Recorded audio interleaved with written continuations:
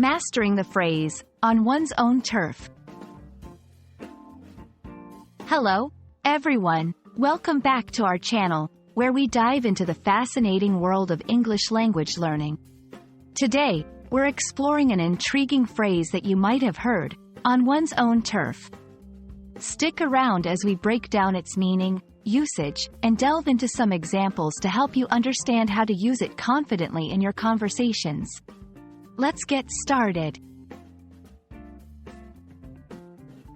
The phrase, on one's own turf, refers to being in a place or situation where one feels most comfortable, confident, or has an advantage, often because it is familiar or they have control over it.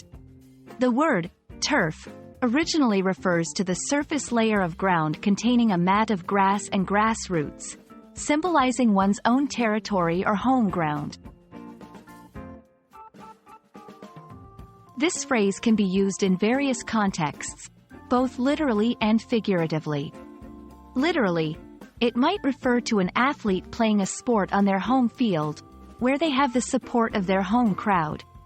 Figuratively, it can apply to any scenario where someone is in their element or has a home advantage, from a business negotiation to hosting a party in their own house. Example 1. Sports. Literal use. The team always plays better on their own turf, thanks to the cheering of their loyal fans. Example 2. Business. Figurative use.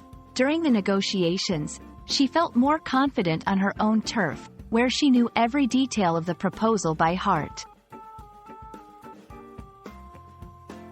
It's interesting to note that the concept of turf can have different implications in various cultures, often associated with ownership, belonging, and identity.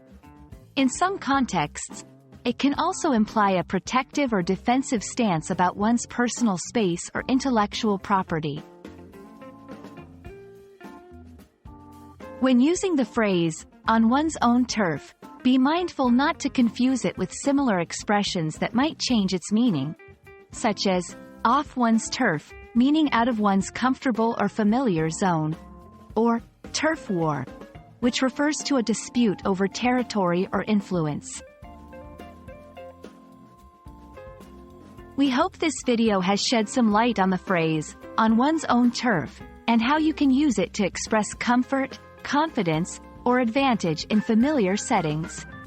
Remember, language is all about expressing your thoughts clearly and effectively, and every new phrase you learn opens up new ways of sharing your ideas. Thanks for watching, and see you in the next video.